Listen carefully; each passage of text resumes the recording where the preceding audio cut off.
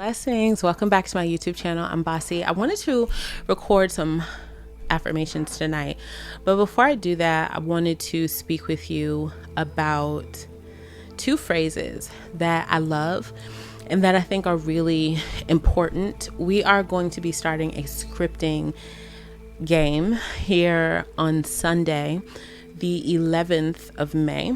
And in this scripting game, you're going to keep a journal and a pen with you at all times.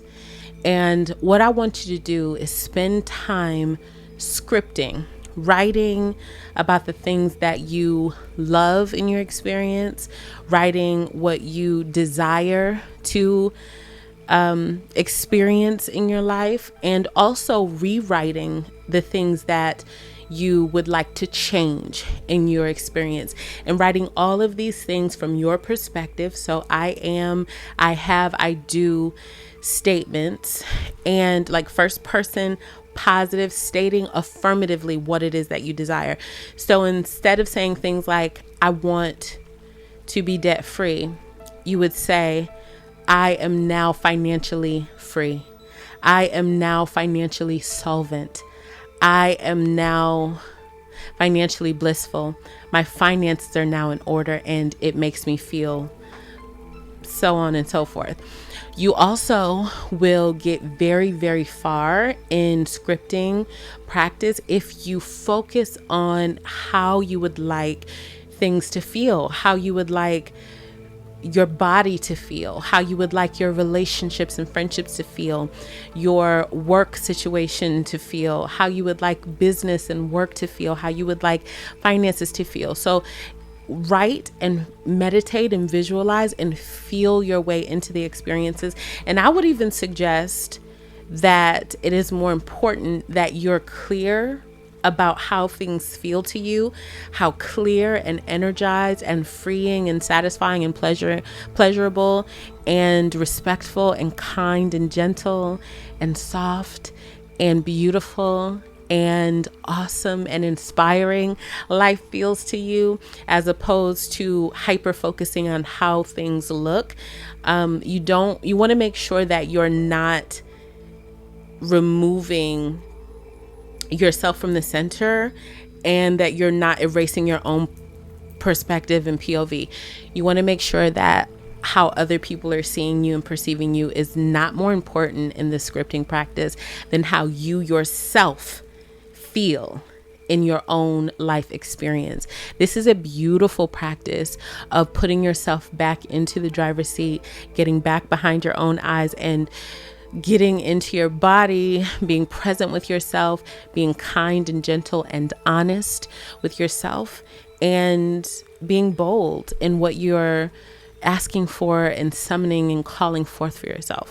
So the writing is based on this like game prompt that I created last year, which is, I want you to imagine that you are starring in a movie.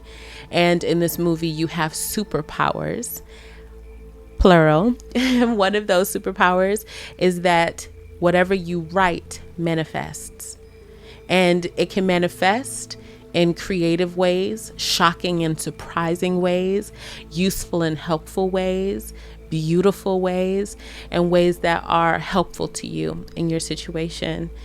And to keep your pen and paper on you, because if you have an experience that you love and you want more of it, I want you to write that down. If you have an experience and it's a little bit uncomfortable for you and not quite what you would prefer, take some time, just as soon as you get a moment, and write down what you would prefer instead. I started this video out by saying that there were two phrases that I really, really like and that are at the forefront of my mind right now as we prepare for our second ever community scripting game.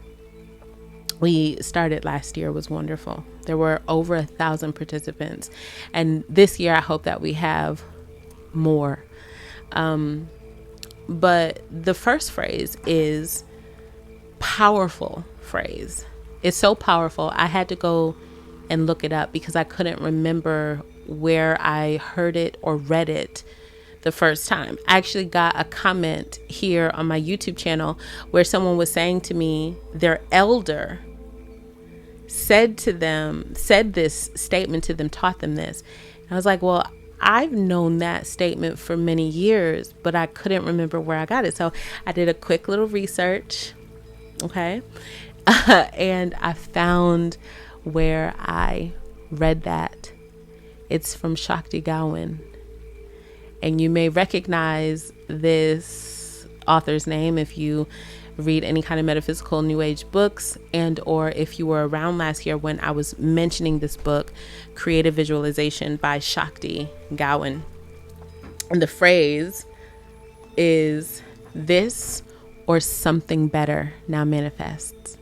This or something better. So if you or someone that you know has ever used that phrase, this or something better, that's who you're quoting. And I think it's important to know whose words you're repeating. You know what I mean? Like, pick a card, any card, or the cards don't lie. You're quoting Miss Cleo. Like, it's important to know whose words you're saying when you say these things. I think it's just a matter of honor and respect. But anyways, so the phrase, this or something better, is such a powerful, potent, wonderful phrase, because what it is doing for us is teaching us by taking us immediately into the practice of is detachment. So it's teaching us by plopping us down into the practice of detachment. It's teaching us detachment by making us practice detachment. It will be this or something better. And it's a hopeful detachment too. It's like, I know that the universe has my back. I know that the universe will not fail me in times when I need it most, and when I'm requiring more and I'm asking for more. I know that it's going to be precisely what I have requested, or something better than I can imagine. And it is the release. And the release, the amen, ashe, amin, the I agree, you know, I give it to God. I stand with God. I trust God. Giving the prayer to God afterwards through the release is one of the most important steps. It is actually the 5th step, or the 6th step if you include denials, in scientific prayer. The scientific prayer method is the way that I prefer to pray. And there are multiple steps, but the last step is the release, the letting it go. And that's actually the part that a lot of people miss. It's like they pray about the thing and then they worry, and then they now they're running around town talking to all their friends, and they're calling everybody, and they got to ask everybody their opinions and their ideas and their suggestions, and they're worrying about it, and they're impatient, and it's a mess. But the release, the letting it go, the trust that I know that it will be this or something better, I know that I am fully supported, is what is wound up in this beautiful, powerful statement that we got from Shakti Gawain. So I would first of all recommend this book, Creative Visualization, especially for those of you who want to get into the practice of visualizing. If you are a daydreamer like I am, I like to just go ahead and put on some music and maybe some incense. You have a nice little, sweet tea, and let your mind run wild, imagining your life. And then you can close it out with amen. You can close it out with that or something better, this or something better. And then come back into the present moment, fully appreciate, deeply appreciate where you are now, what you have now, what you have access to, what you get to do, the people you get to be with, the life that you have now, the people who are here with you now, loving you and being with you. Remembering always that the clock is ticking. So enjoying the people who are with you now, enjoying where you are now. You won't always be here. Pink Library won't always be here.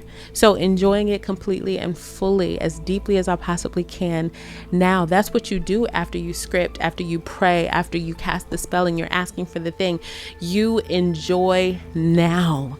You become completely immersed in the experience of your life right now. And then when the inspiration hits, take this action, do this, call this person, show up here, work on this project. You go with it when spirit is like inspiring you. And I think that the push, the push, the way that spirit will propel us from within, but also compel us by making this thing so exciting and so wonderful, making it something that we look forward to. It's almost like she's pulling us forward and from inside propelling us forward.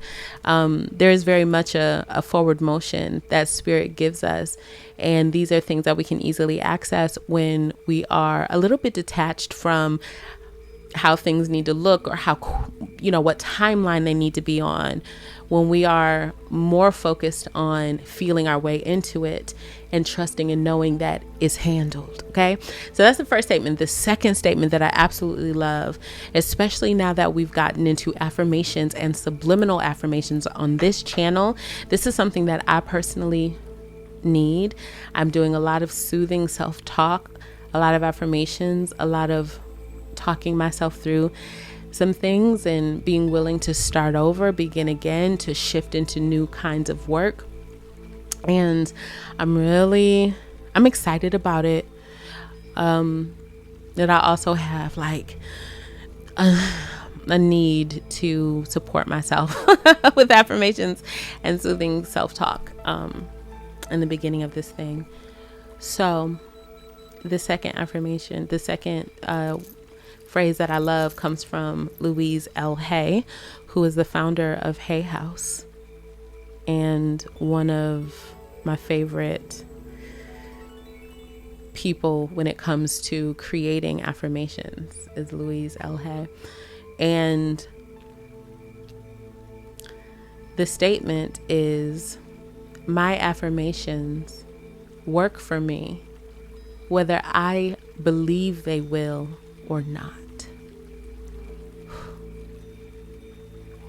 That affirmation, that phrase is so meta because it is an affirmation about affirmations.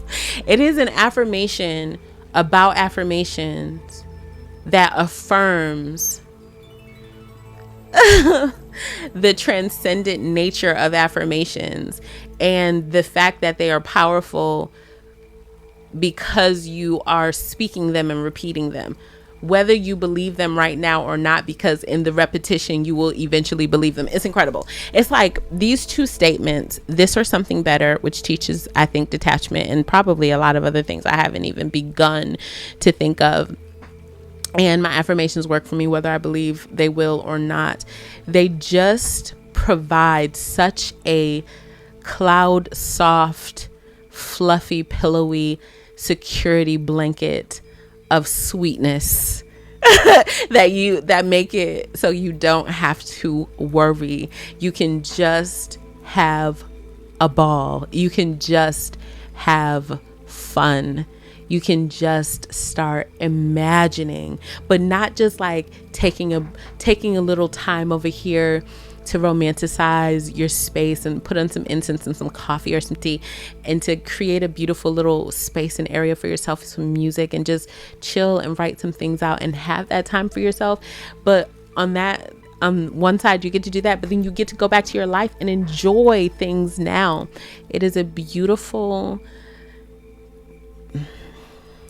it's like being enveloped in abundance and beauty and bounty and resources and love and sweetness and gentleness and universal comfort and secure support. It is amazing. So I hope that you can, first of all, get a copy of this book, Creative Visualization by Shakti Gawain. But I also hope that this week you have an incredible time.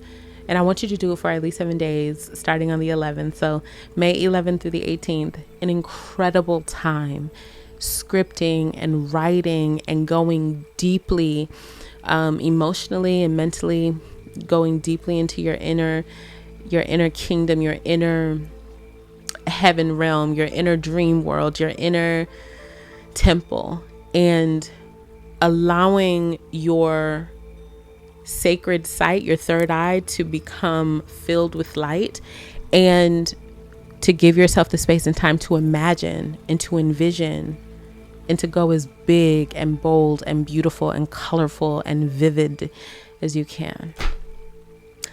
I'm going to go take a nap now. Have a good night. Thanks for coming to my channel. Like, subscribe, share with a friend you like, comment. Peace.